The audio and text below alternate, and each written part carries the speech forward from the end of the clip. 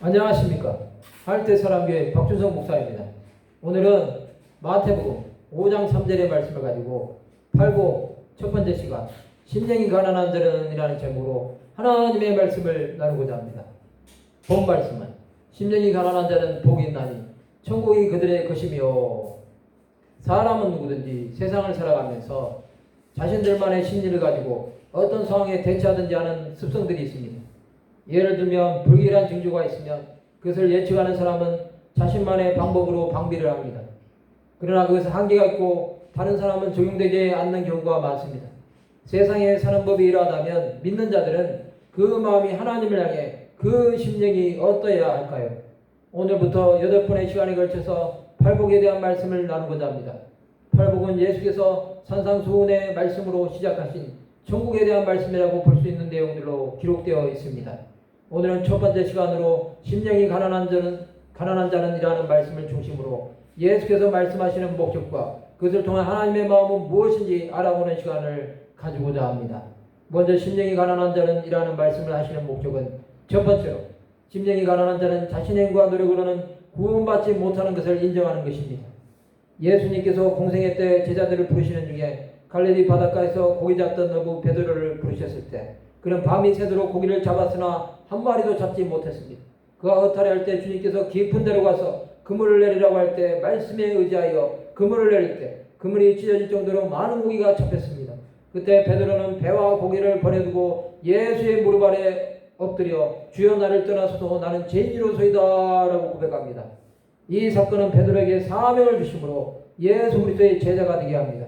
누가복음 18장 10절에서 13절에 보시면 두 사람이 기도하러 성전에 올라가니 하나는 바리새인이요 하나는 세리라. 바리새인은 서서 따로 기도하여 이르되 하나님이여 나는 다른 사람들 곧 토색불이 간음을 하는 자들과 같지 아니하고 이 세리와도 같지 아니함을 감사하나이다. 나는 일이 2번씩 금식하고 또 소득의 11조를 드린나이다 하고 세리는 멀리 서서 감히 눈을 들어 하늘을 쳐다보지도 못하고 다만 가슴을 치며 이르되 하나님이여 불쌍히 여기소서 나는 죄인으로서이다 하였느니라 말씀하고 있습니다.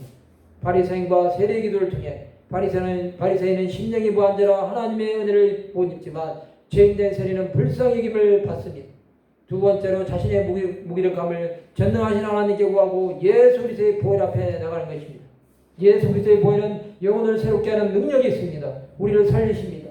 히브리서 9장 12절에서 14절에 보시면 염소와 송아지의 피로 하지 아니하고 오직 자기의 피로 영원한 속죄를 이루사 단번에 성소에 들어가셨느니라.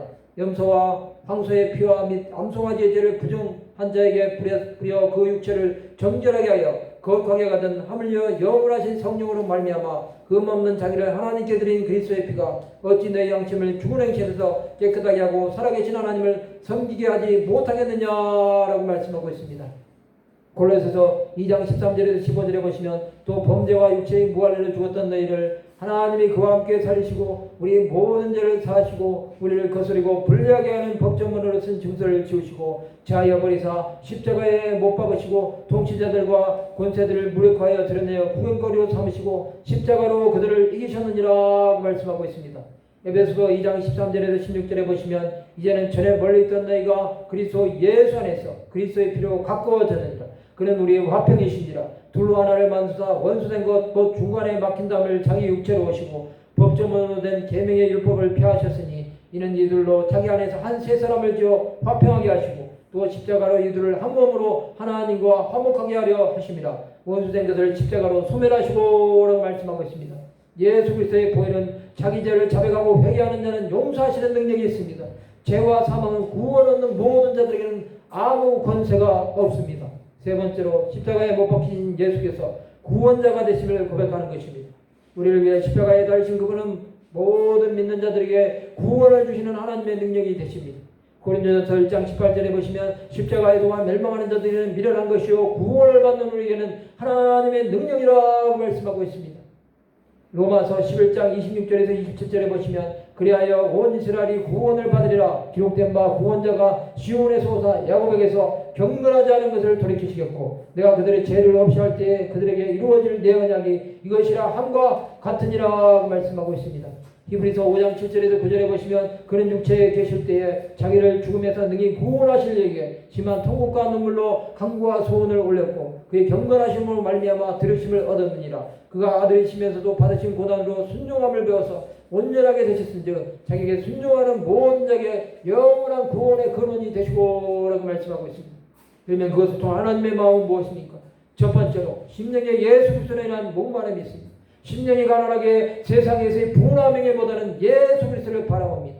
또한 그를 인하여 갈급합니다. 요한복음 4장 14절에 보시면 내가 주는 물을 마시는 자는 영원히 목마르지 아니하리니 내가 주는 물은 그 속에서 영생하도록 솟아나는 샘물이 되리라 말씀하고 있습니다. 요한복음 6장 35절에 보시면 예수께서 이르시되 나는 생명의 떡이니 내게 오는 자는 결코 줄이지 아니할 터이요 나를 믿는 자는 영원히 목마르지 아니하리라 말씀하고 있습니다.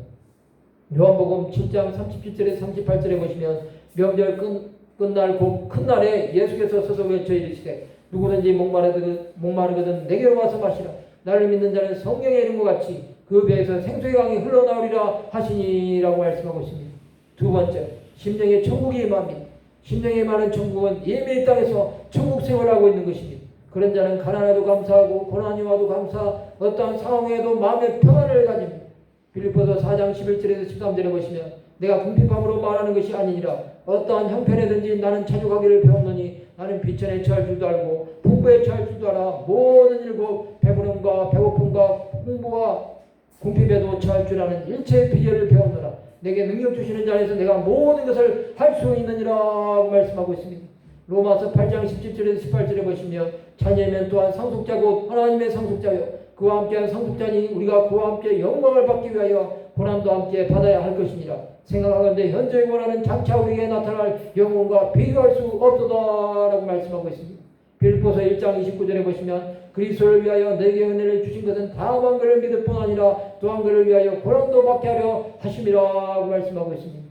빌립보서 3장 10절에서 11절에 보시면 내가 그리스도와 그 부활의 권능과 그 고난의 참여함을 알고자 하여 그의 죽으심을 본받아 어떻게 해서든지 죽은 자 가운데서 부활에 이르려 하노니라고 말씀하고 있습니다. 마태복음 11장 12절에 보시면 세례 요한의 때부터 지금까지 천국은 침노를 당하나니 침노하는 자는 빼앗느니라고 말씀하고 있습니다. 그러면 우리는 어떻게 살아야 할까요?